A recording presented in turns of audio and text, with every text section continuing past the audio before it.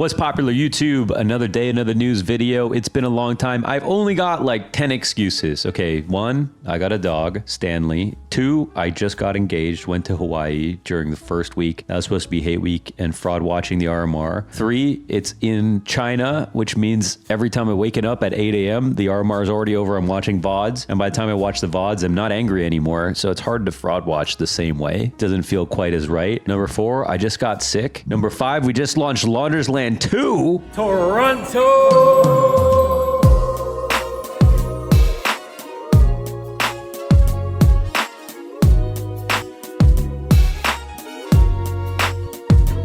Signups are live on StartGG, and you can even play in Mango Land. He'll be hosting the Melee portion of this. $25K for Launders Land, $5K for Mango Land in Toronto, January 4th and 5th at the warehouse. And I'll leave the link below. Oh my God, lots of excuses, okay, for not uploading videos. But before we do anything else, let's go ahead and do some predictions, because that's what everybody wants to know, who's going to win. We're also at this moment just awaiting the pick'ems. We're waiting the pick'ems update, okay? So let's see. Friday is here soon, and I'm flying to the major tomorrow, and then I'll be casting these games as well. So I don't know which ones exactly. When we talk about Furia and Gamer Legion, of course, I think like Furia always have been really surprising with how well they can play at big events. We just don't know how long they'll play, how well. Also, coming out of the NARMR, it's always very difficult to read exactly how good someone's going to play. But some of the key pieces on the team are playing extremely well, right? Quesarado looking like he's going to reach all-time peak form once again. It's really easy to believe in him to be able to carry them through a match. But Gamer Legion, it's a solid matchup because they also had a very impressive run. Ash, as the coach of this team, is getting a lot of praise at the moment because he had this team get to become the runner-up at Paris. That's with Shuhei. Then losing Shuhei, you'd think we never talk about Gamer Legion again. Then they work with Snacks, and they at least have some notoriety. Losing Snacks, pulling in ZTR, and actually qualifying is huge. It's huge. And a lot of the runs at the RMRs are not as difficult in terms of they didn't get their big win versus a top 5 team like some of the runs in history have given the underdogs on their way to qualification, but they still made it through genuinely without hate. That is so hard to do, to actually just make it through. And we have seen a lot of teams that were good fail when it comes down to this much pressure. So we're really looking good. I should make a list here of teams that I think are good but not good enough, preparing for Star Ladder, or great and just gonna make it through. Because the RMR so far, it's been like every team you expected to make it got through. There was no phase LCQ. There was no, it could have been like a G2 Spirit decider matchup. There was nothing like that. So it was all good in the hood for the top dogs. So opening stage, I'll take Furia on the opening game. No, I think, of course, Gamer Legion are good enough. I don't think they got the individual star level right now. I think Furia are hitting sort of a stride. I think they make it. We'll see about the pick'ems. I think they can make it through.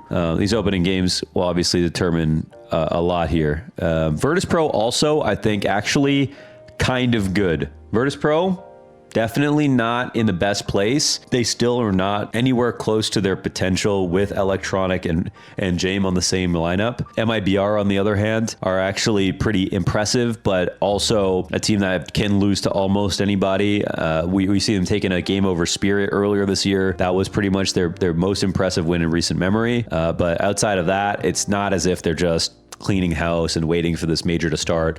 They still look rocky here and there. This will be a very difficult game to win. Of course, it's possible, but best of one at the very least. So this is the round to take upsets, right? It's regions meeting up in the opening stage. So there's nothing wrong with taking upsets here if you want to. Liquid and Cloud9. Liquid, of course, this is a situation where Cloud9, I saw some rounds where Axile was like looking so clean, like it was 2021, okay? And I was very interested in that prospect. Now, when we think about his actual stats in these games throughout, let's see if he carried them through the RMR or if it was sort of watch the right matches. No, it looks like he did do overall pretty damn solid. Like he was looking clean. So I think the win conditions are right here for Cloud9, but we are looking at a team that lost a phase twice. Like in between that, they beat Namiga, Sangel, Sinners. Again, another situation where the underdog lineup didn't get the big win that makes you wonder how deep they can go. Instead, you know that they deserve to qualify to the opening stage. Whether they get through is a different question. but that'll be answered in the actual pick'em video. Okay, I will take Liquid here. Obviously, best of one. It's kind of scary, but Liquid, at least we know how good they can play. Cloud9 with this lineup, with results. Even if they were early on, right at the beginning of the season, they've shown some very good peaks. They also took down Furia, who looked pretty sharp. And it was a rough loss to Wildcard, but I will say with Wildcard and Stanislaw on this lineup, I know that Stanislaw is so good when he has time to prep for a matchup.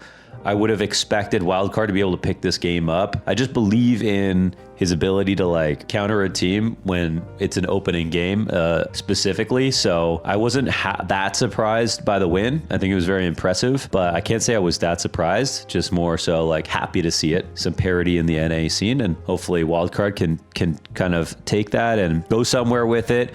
It's going to be big. And Passion UA, I watched all the Passion UA VODs back, and I gotta say, man, so impressed. So happy for Fear. This is a guy I was casting in the We Play Academy League for a couple of years when he was playing alongside Bid and Monacy. I don't know if he played with both of them together, but he was their captain. And I think when they went on to new teams, it was a question of, was Fear good enough to be able to raise up other players, or would he find his own success? And the story with him is that he's been living with these guys for 300 days on Passion UA. They've experienced no toxicity, he said, no toxicity. And they have, well, they've shot up the rankings. As you can see right here, they shot up the rankings. Now they come into the RMR, and this might be the most impressive run, right? I actually said there was no underdog win versus a top team. Well, here it is. This game, I think it was Anubis, was pretty unreal from Passion UA. They even lost the second pistol. They even got ecoed in this match. They won 3 1v2s versus Team Spirit. They did everything they needed to do. And after this 2-0, it came down to the last match and they bodied Astralis. That was such a good run from Passion UA. This is the story. You know, this is the Copenhagen Flames reborn, right? Welcome back, Copenhagen Flamme. Didn't need to do that. That was just unnecessary.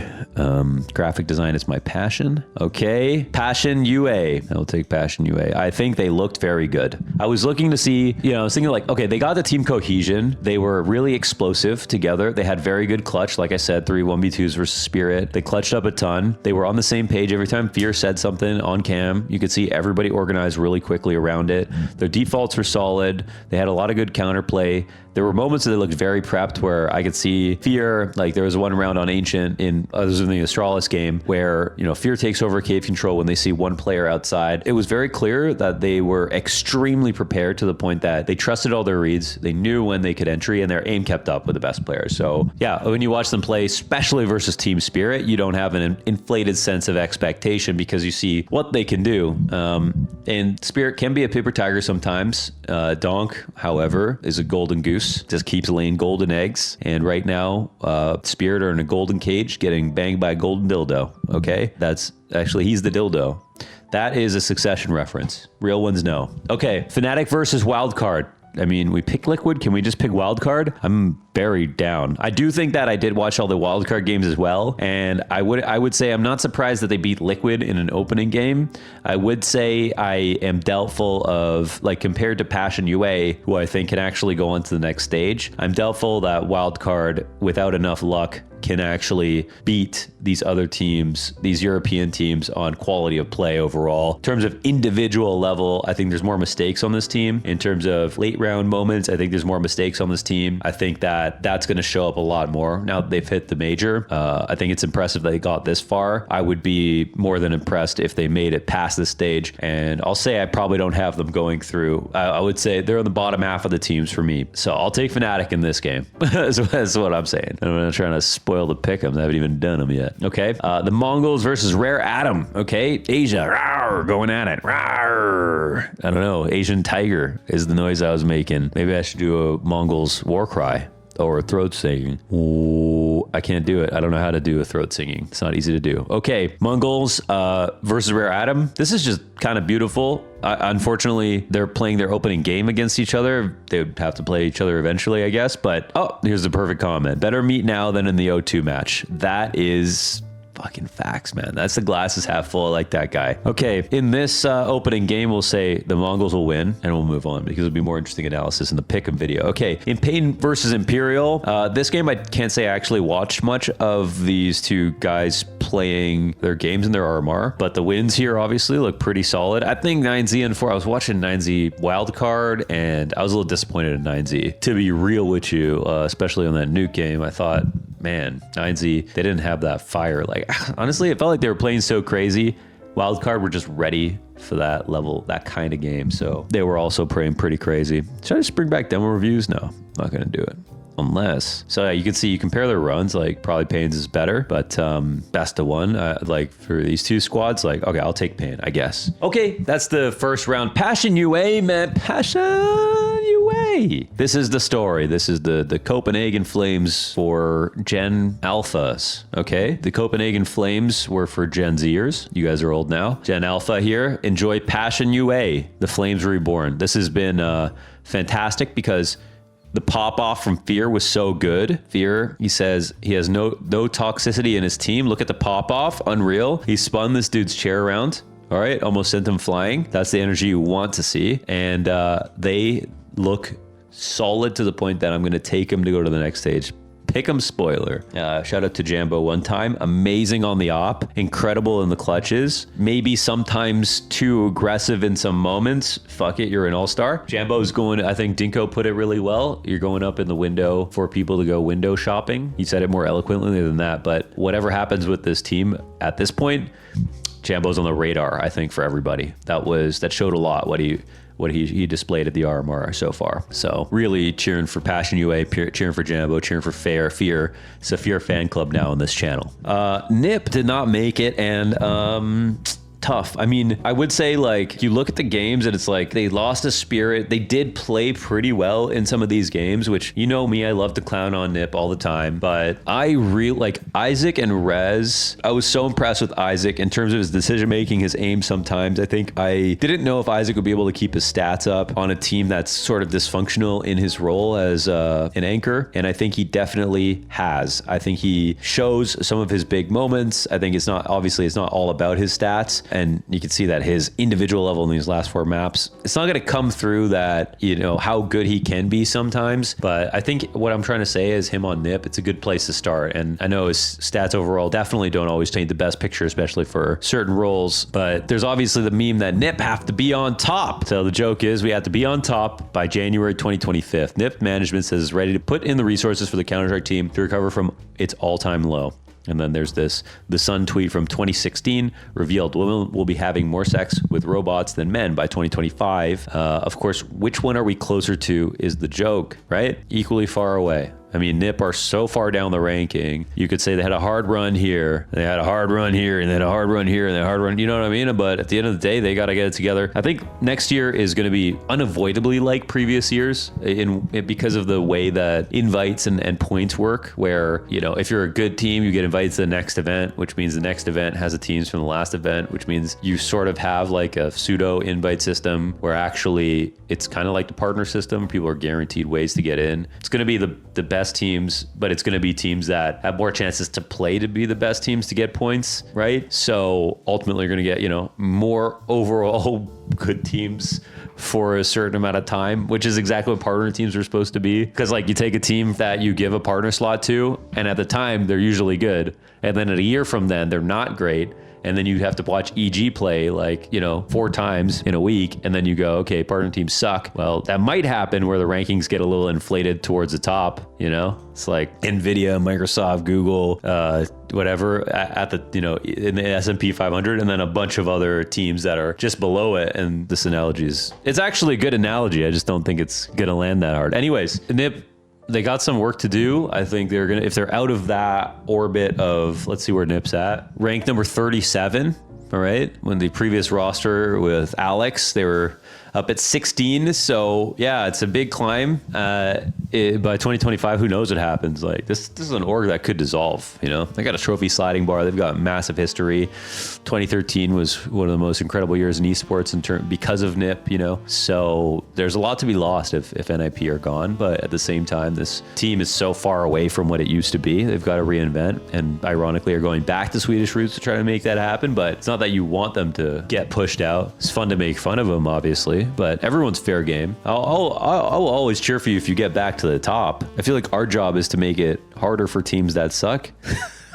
I feel like our job is to make it harder for teams that suck, to praise teams that own, and then to immediately turn our back on them as soon as they lose a map to anybody ranked lower than them, and then praise them again when they're back on top. We just basically make everyone's life hell, add too much pressure to the best teams, and shit on everybody who's not like immediately elite at all times. Okay, I think that's a fun way to be. So Nip, you stink. Good luck. Fear Bit gave me some sleeping pills. I slept well and qualified for the major. That's a homie. That is a homie. MALBS, I saw players I thought I was better than getting a sticker. It was frustrating that it was taking me so long. That's some good attitude, you know? You see Donk smash his mouse. You see Nico, you know, drop a freaking meteor on his table and destroy it at land. You see MALBS say something like this, like, that's good, man. You know, their head's in the right spot. They're that fighting spirit, man. They really want it for the right reasons. MALBS, congratulations, man. Making everybody here proud. From AIM-80 to Europe, into the major. And a huge part of the reason your team's getting there too. It's like Twist going to FaZe, you know? It's like the team isn't North American. Not that MALBS is even North American, but it's still doing everybody here proud, you know? I really thought that MALBS was gonna have a hard time on this team. Not because he wasn't good, but because I thought the team roles didn't make sense. But now they've made it to the major. Whatever happens after here, if, you know, Nico leaves the team, whatever, it might be interesting where MALBS takes over his roles. Can he be Nico? Probably not. Can he be MALBS though? Yes, he can. What a line. Can he be MALBS? Absolutely. The Guatemalan Mauler. HLTV Hall of Fame. HLTV cannot stop doing cool things, man. They're getting you a damn Rolex for getting into the Hall of Fame. Right after Forrest announced his retirement, they launched the Hall of Fame. Forrest, you better believe, is going to get a Rolex. He's retired. He's eligible. He's a GOAT. He is an all-time player. They're going to give this to, I think it's 3 to 5. Was it 3 to 5 players a year? Is that right? Yeah, between 3 and 5 players will be inducted per year and receive the following: an induction ceremony during the HLTV Awards, Rolex watch, and Hall of Fame inscription, special HLTV player profile. This is just amazing, like all this stuff. Commemoration on the new Hall of Fame page, article and video about their career. That's just beautiful. Like, what would we be without HLTV? That's just amazing. It's like HLTV keeps thinking of things that should already exist and then just making them. They're just perfect fits. HLTV Hall of Fame. Let's go, man. Come on. Okay, that's all the news before we get into the major, the pick'ems, and all the excitement for this cycle. I'm back, all right? I've learned how to raise my dog, who is now 4 months old and doesn't pee every 15 minutes, so he's getting easier to watch. I am no longer sick. I got engaged, so I wasn't running around trying to secretly get a ring and plan like an engagement. I have launched Launders Land 2 and organized most things before I leave for the major. I am ready to refocus on casting and YouTube and get back to it so we can end this year with a strong top 20, a strong final major, and some more YouTube content. Okay, so this is a news video, a little update from me. Thank you guys for watching. Obviously, when I'm busy, it's all about CS, so we're staying on track. We did a boxer release with Spirit. We're going to be doing another collaboration for Launders Land 2 on January 4th, 5th. I hope to see you there. Thanks for watching. See you for the pick'ems. ASON code Launders, 10% off. Best CS2 headphones in the market. Don't think twice.